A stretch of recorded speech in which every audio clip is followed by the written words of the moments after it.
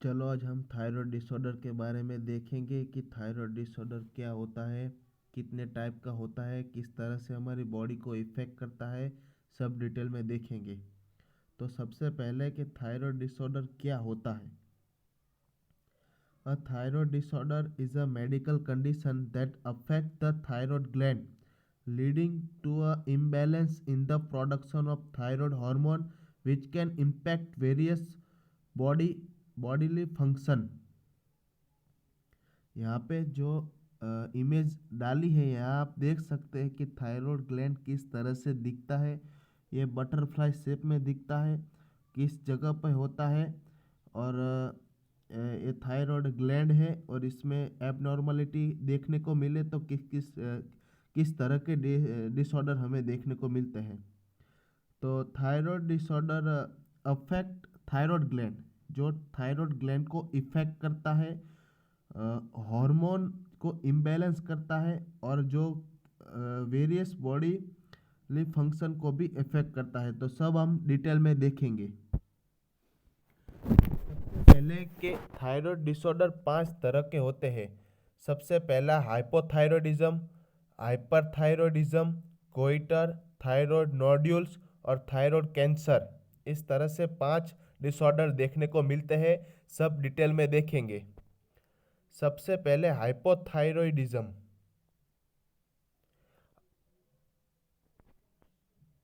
Hypothyroidism is a condition in which the thyroid gland does not produce enough thyroid hormone, primarily thyroxine T4 and triiodothyronine T3।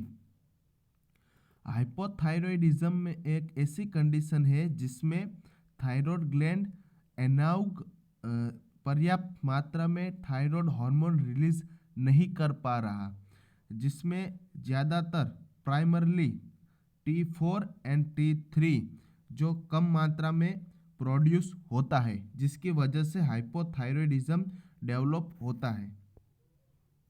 उसके causes, common causes including autoimmune thyroiditis, Hashimoto डिटीज, ये hypothyroidism की causes है। Thyroid surgery और radiation therapy. Symptoms, fatigue, थकावट देखने को मिलती है, वेट गेन, वेट का बढ़ जाना, कोल्ड सेंसिटिविटी, कोल्ड की तरफ सेंसिटिविटी होना, ड्राई स्किन एंड डिप्रेशन, इसके सिम्टम्स हैं। Treatment, treatment usually involve daily thyroid hormone replacement medication, इसको लिवोथायरोक्सिन भी कहा जाता है, to restore normal hormone level, जो हार्मोन के लेवल को नॉर्मल करता है। दूसरा डिसऑर्डर है hyperthyroidism. Hyperthyroidism occur when the thyroid gland produce excess of thyroid hormone, ये ज़्यादा अमाउंट में जब हार्मोन रिलीज करता है तो इसको हाइपरथायरॉयडिज्म कहता है। इसके काउजेस है grave disease, auto immune condition is a common cause, it result in the over production of thyroid hormone. अब समझ चुके होंगे कि हाइपरथायरॉयडिज्म में ज़्यादा हार्मोन रिलीज होता है और हाइपोथायरॉयडिज्म में कम हार्मोन रिलीज होता है। अब सिम्टम्स एंड ट्रीटमेंट देखेंगे। Symptoms often include weight loss, rapid heart beat का बढ़ जाना, anxiety and sweating. Treatment option include anti thyroid medication, radio active iodine therapy और थायराइड सर्जरी, ये इसकी ट्रीटमेंट है।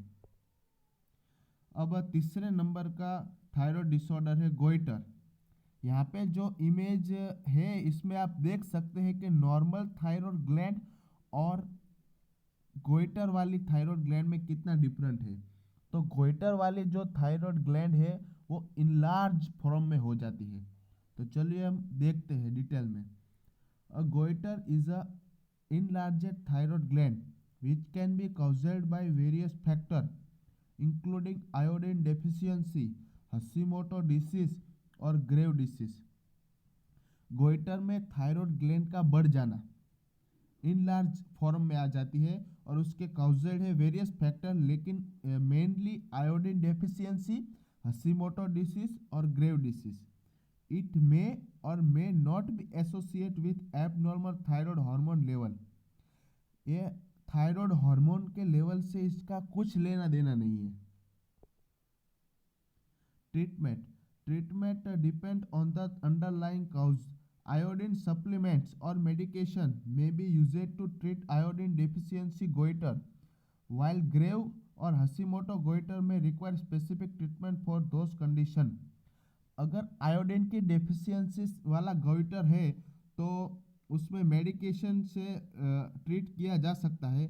अगर ग्रेव या हशीमोटो गोइटर हुआ है तो आपको स्पेशल ट्रीटमेंट की रिक्वायरमेंट रहेगी। अब चौथे नंबर का थायराइड डिसऑर्डर है थायराइड नोड्यूल्स। यहाँ पे इमेज है, इसमें आप देख सकते हैं कि थायराइड नोड्यूल किस तरह से दिखता है और किस तरह से होता है। तो नोड्यूल्स आर एबनॉर्मल ग्रोथ और लम्प्स क्रिएट होते हैं थायराइड ग्लैंड के ऊपर से। तो आप पिक्चर में क्लियर कट देख सकते हैं कि कैसा थायराइड नोड्यूल दिखता है। Thyroid nodules are abnormal growth or lumps in the thyroid glands. Most nodules are benign, but some can be cancerous.